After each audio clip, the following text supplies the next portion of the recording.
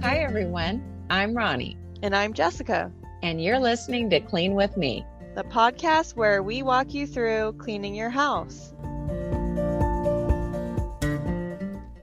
Thanks for joining me. In today's episode, we're going to do something we haven't done in a while, and that's a quick speed clean of your kitchen, front entrance / living area, and your guest bathroom. So let's get right into the episode. It's time to gear up for our cleaning session. One of the first things you might want to do is get your house smelling fresh. That could mean quickly taking the trash out, running the garbage disposal in case somebody's been just tossing food into the sink, and maybe lighting a candle or putting some fresh wax in your wax warmer and turning that on. Getting your house smelling nice is relaxing and helps set the stage for a cleaning session. But we're not going to spend too much time on that. You may also want to start a load of laundry. If you're struggling and you're behind, sometimes it's good to just run a load of towels and underwear to make sure that your household keeps functioning. There are certain things you can put off as far as housework, but to keep your house functioning, you've got to do dishes and you've got to wash laundry, and especially underwear, towels, or if someone has a uniform that needs to get washed, that would go into that priority load as well. Don't get too hung up on what goes with what. I feel like detergent has come a long way in the last several years, and it's not as important to separate everything, especially if you're washing in cold. I mean, ideally, I do like to keep towels with maybe things like jeans, t-shirts, underwear. My dark, dressier outfits, I like to wash separately so they don't really get lint on them. But in a pinch, a lot of times you can just throw everything in there together. So if you're overwhelmed and you just don't have anything clean, that could be a priority for you right now. By the way, quick tip on what to do when you're behind on laundry. Obviously, when you're keeping up on laundry and things are folded and put away in drawers and hanging up, it's easy to find something to wear to get out the door in the morning. However, if you're behind on laundry and you have like a clean pile, a dirty pile, you just have these piles, that can slow you down. Obviously, you want to get caught up on laundry in that situation, but it's not going to necessarily happen immediately. You may not have all day to catch up on laundry today. So what you do when you're not caught up is laying out your clothes the night before. If you have a clean laundry pile, find something to wear and lay that out so that you can start your day quickly the next day so that it doesn't slow you down. And then at your earliest convenience, maybe take a laundry day. I prefer to do one load a day, but I think we all have those days where we're like, I'm going to do several loads of laundry today. If we fall behind or whatever, it might be time for a laundry day. And some people prefer the weekly laundry day. So that's enough by way of introduction. Let's jump right into the speed clean.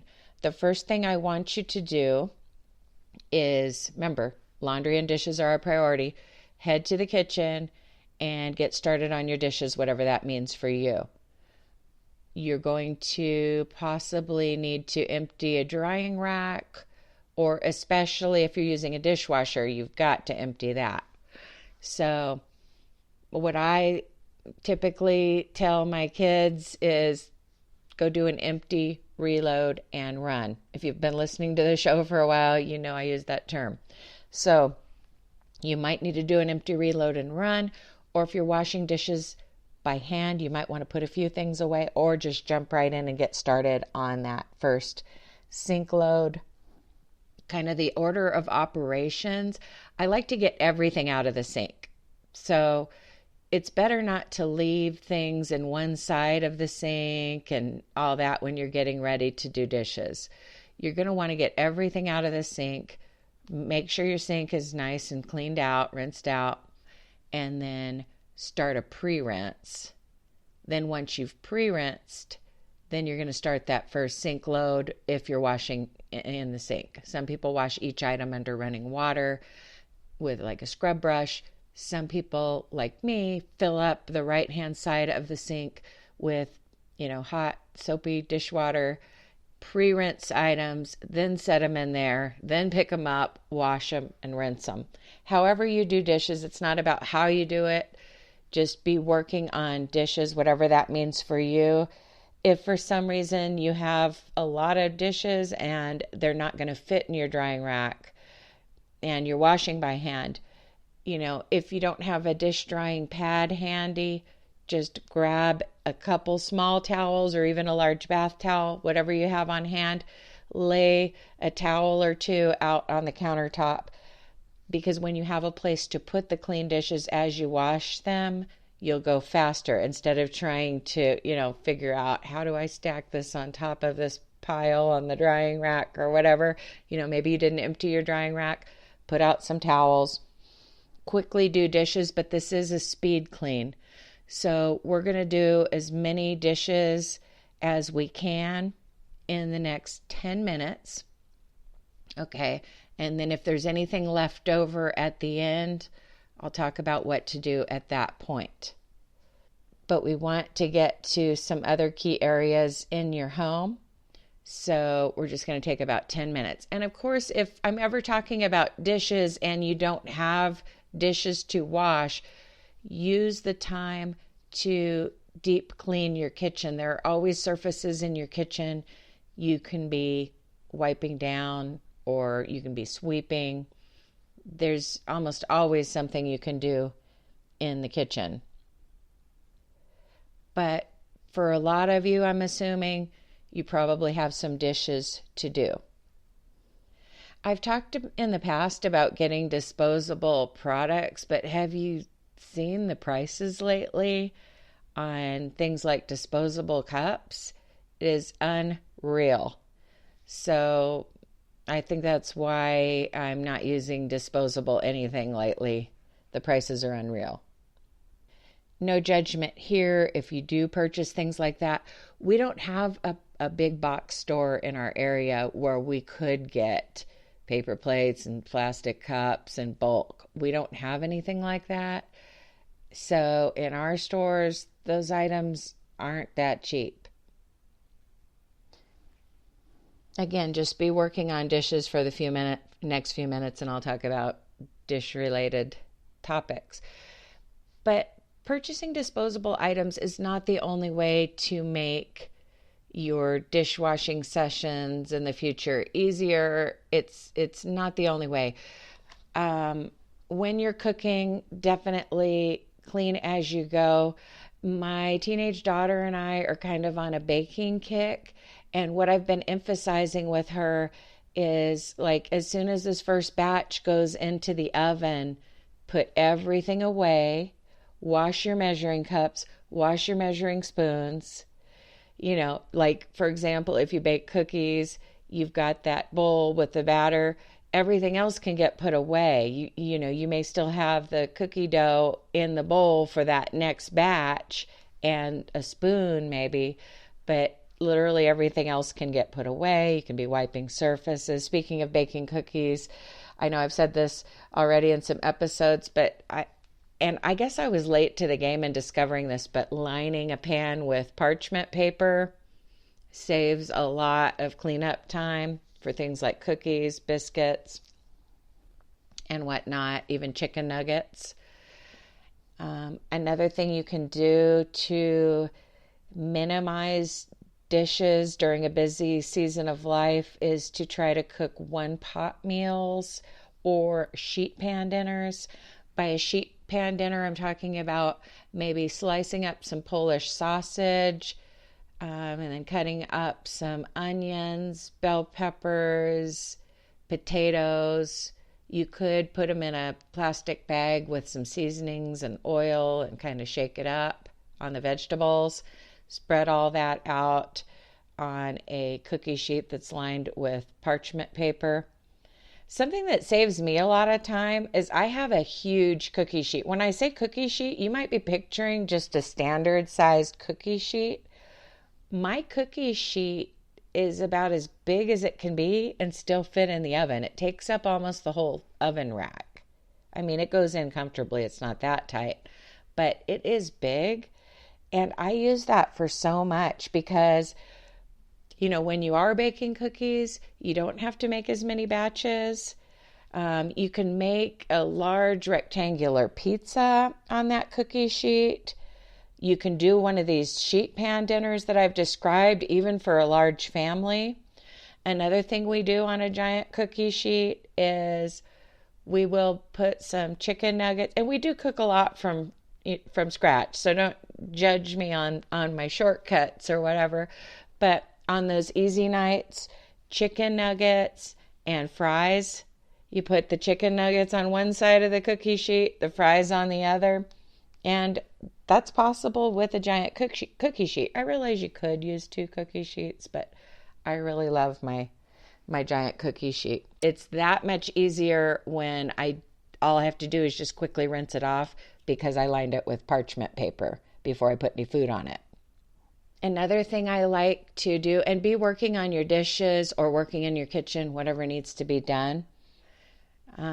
Another thing that I like to do sometimes, because it's easier to clean a pot or a pan right after the hot food is removed, it hasn't, sat and hardened in the pan. I like to, if I've made enough to where there are going to be leftovers, I like to transfer the food into the container that I'm going to be storing it in, okay, which is typically a rectangular glass casserole dish with a lid. When I was growing up, we had circular ones. And transfer, when you cook dinner, you make kind of a lot, transfer it into, I'm talking about kind of a wet dinner, so to speak. Like, I'll give an example, green chili. It's something we make at our house, pork green chili. So let's say we have a skillet with the pork green chili in it. I'll transfer that into a glass casserole dish immediately. That will be the serving dish. Then I can quickly and easily wash that pan, because when those ingredients are still hot, when that residue of the sauce is still hot, it rinses right out, and it's real easy to quickly wash that pan. Then when we're done eating, we pop the lid on that casserole dish and pop it into the fridge.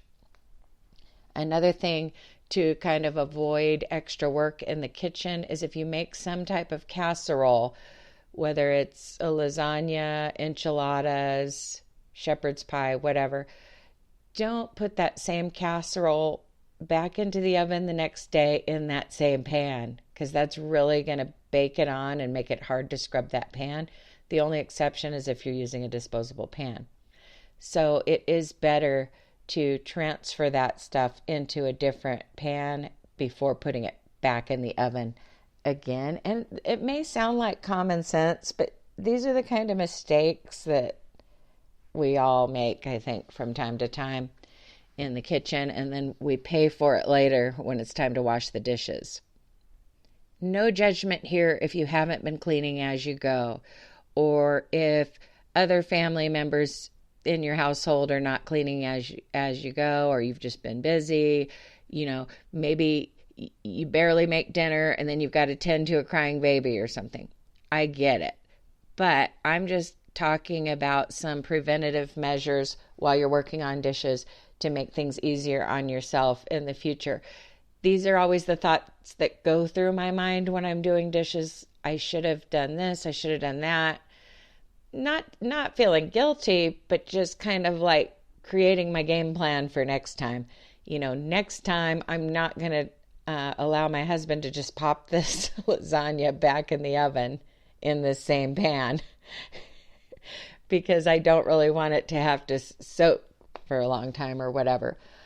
By the way, if you do have something that needs to soak, That's okay because this is a speed clean. Okay.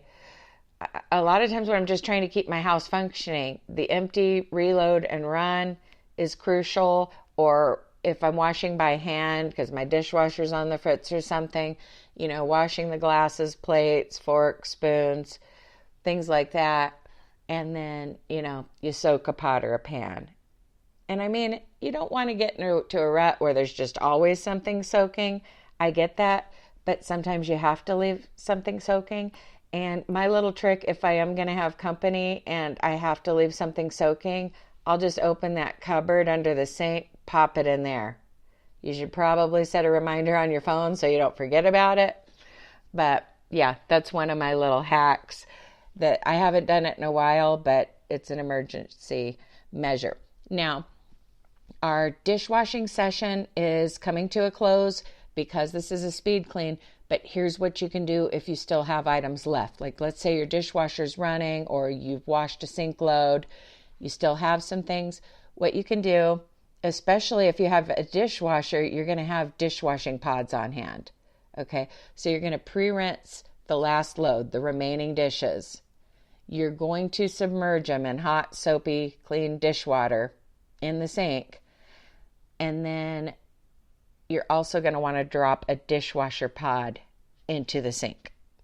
Because what happens if you come back an hour later, it's going to be almost as if those items went through the dishwasher, and it'll be little to no scrubbing involved. You'll be able to just rinse them. It is kind of rough on your hands, so you may want to wear your kitchen gloves when you go to rinse off items that were soaked with a dishwashing pod.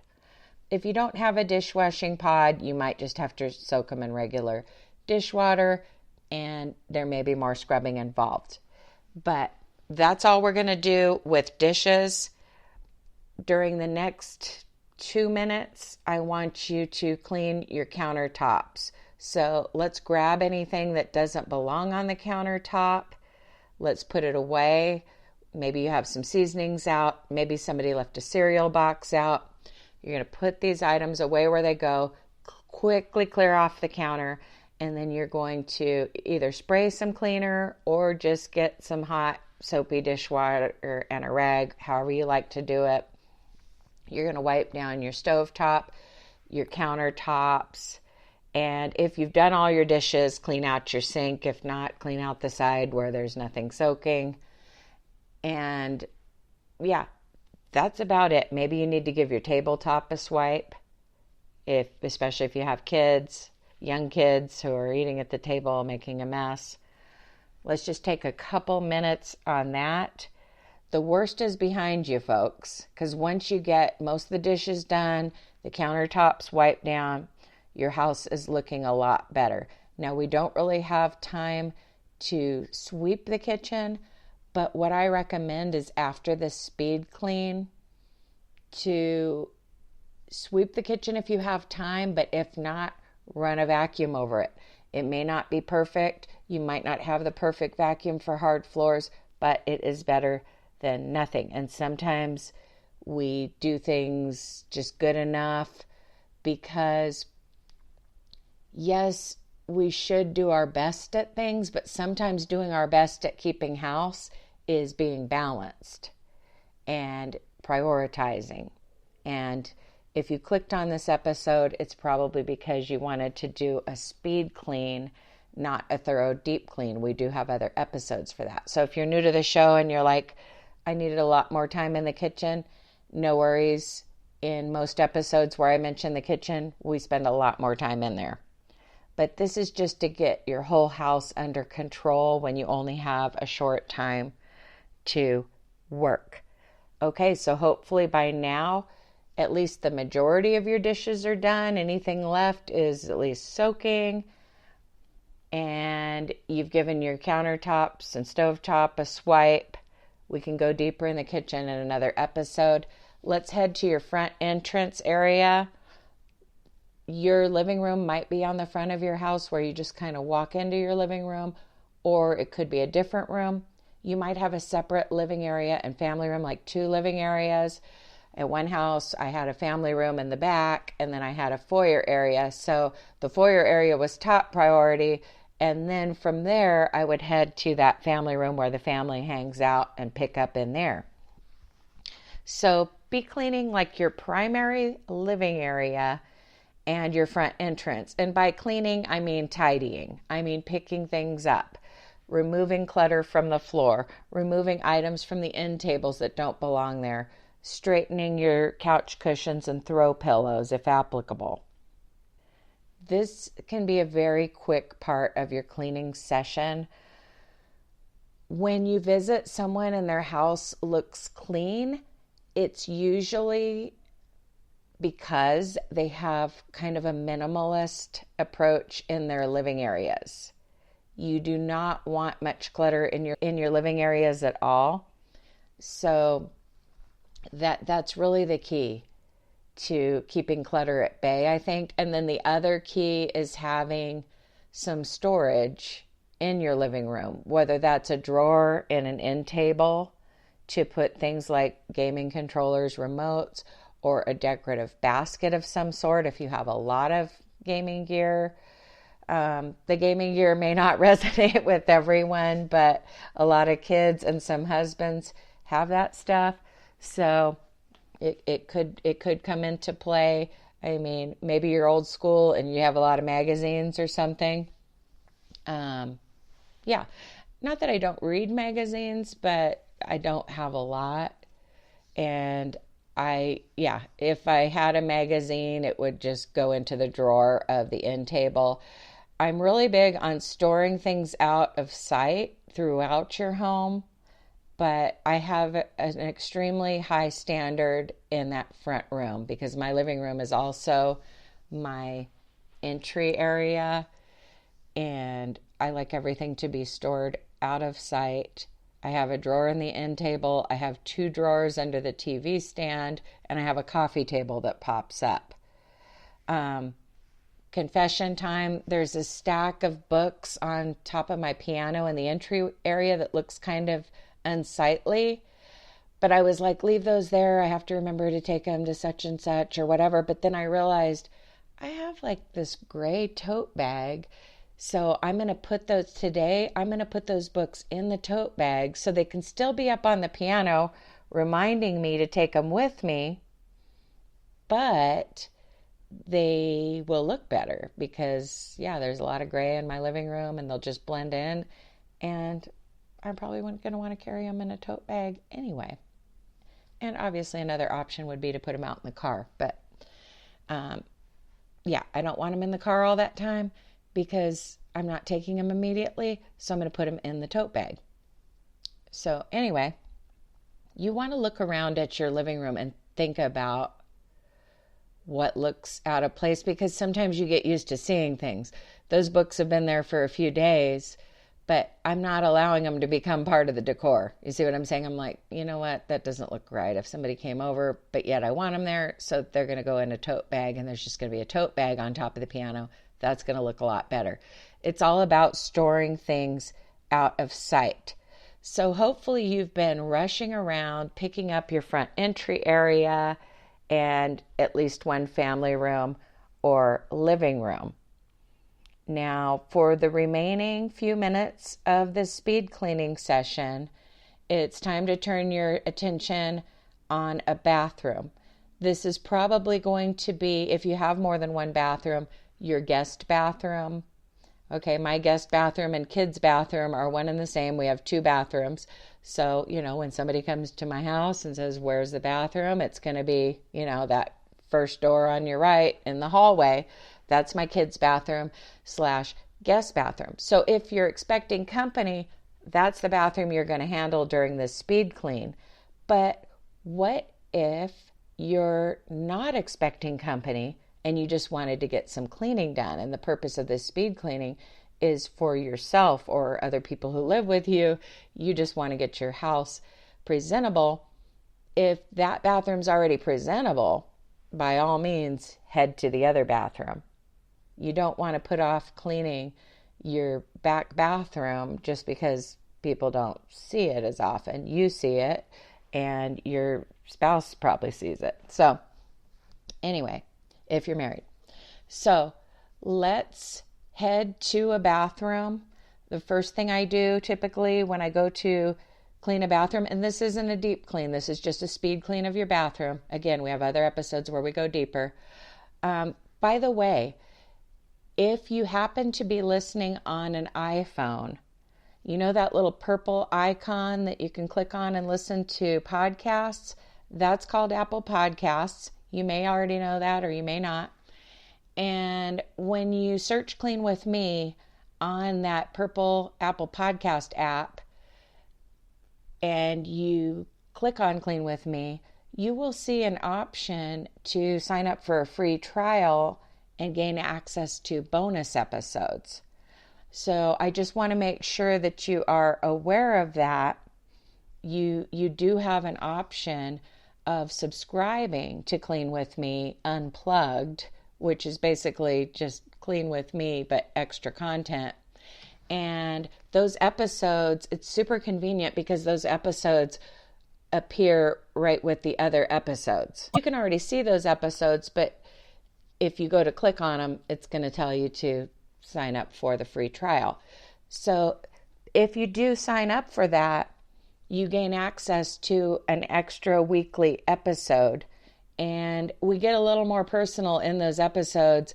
A lot of times we're cleaning in real time while we record them, and we tell you exactly what we're doing in our homes, whether it's me or Jessica. The next one's going to be Jessica, so be looking forward to that if you're already subscribed to that, or consider doing so. You can also visit cleanwithmepodcast.com to find out exactly how to do that. There's screenshots with the step-by-step, and there's also an option to support our show on Patreon. And supporting the show on Patreon is another way to gain access to the bonus content. The benefit of doing it through the Apple subscription is that it just kind of streamlines it, because you get all of your content in one place, all the episodes in one place. But of course, if you do not have an iPhone, you can still get those episodes by supporting either Jessica or I on Patreon. Again, you can find out about that by visiting cleanwithmepodcast.com. After taking out the trash in the bathroom, you're going to want to clear off your vanity area so that you can spray some cleaner and give that a quick swipe. So put things away that don't belong, and then the things that do belong, you're going to want to set them aside. Okay, so whatever cleaning product you use, sometimes during a speed clean, it's nice to just use like a glass and surface cleaner, or even just a glass cleaner, to quickly wipe down your vanity, your faucet, your sink, and your mirror. Again, on a deeper clean, you might do more. You might use, like I do, a product that contains bleach, like a bleach powder, to whiten the sink and whatnot. But sometimes I just head into the bathroom with some glass cleaner and a microfiber cloth and use that on the entire vanity, sink area, and then the mirror. And then squirt something in the toilet, give that toilet bowl a swipe with the brush. We're not going to put the gloves on and, reach up under the rim by hand this time, but ideally you use a toilet brush that has kind of that extra finger that comes up. Like, that's the type I use. Like, the brush has an extra part that's designed to reach up under the rim a little bit. So for these not so deep cleans, that helps that process of swishing your toilet bowl with a brush to be a little bit more thorough. And then once you've kind of given that a swish, it's time to sanitize the exterior parts of your toilet, the flusher handle, the seat, behind the seat, the rim. And sometimes on a speed clean, I'll admit I'm not necessarily cleaning the entire exterior of the bowl, the base of the toilet, the floor around it. But if you have little boys missing the toilet or big boys missing the toilet, we don't have that issue. But if you have that, you may absolutely need to get down on your hands and knees and clean around the toilet during your speed clean. But this, typically when I do a quick touch-up in the bathroom, It's about just wiping down the vanity area, the mirror, and just kind of the superficial parts of the toilet, sanitizing it. A lot of times I use disinfecting wipes. Some people are sensitive to that and they can't sit on a toilet where a disinfecting wipe has been used, so be mindful of that if that applies. And then, of course, once you're done, you're going to want to put things back. If you moved your toothbrush holders to spray some cleaner, things like that. You may want to hang up a fresh hand towel. That should be changed out every 3 to 4 days. And make sure the bathroom's stocked with toilet paper. Check to see if there's something you need to add to your list. Do you have an ongoing grocery list on your phone? Do you need to add shampoo, conditioner, razors, toothpaste, any of those type of items, soap? Add that on now. I'm a firm believer in having an ongoing grocery list in the Notepad app of my phone because it's always with me. And I like to add things just when I think of them so that I don't have to make extra trips to the store. So on this show, not only do I try to help you keep your house cleaner, I try to keep you more organized. If you're like me, if you write a list on a sheet of paper, you might forget that list. Hopefully your house is in much better condition than when you started. Special thanks to our financial supporters and subscribers, but most of all, just keep listening and click follow on whichever podcast app you use. It helps us when you just listen. I appreciate each and every one of you. And as always, happy cleaning. Now go sweep or vacuum.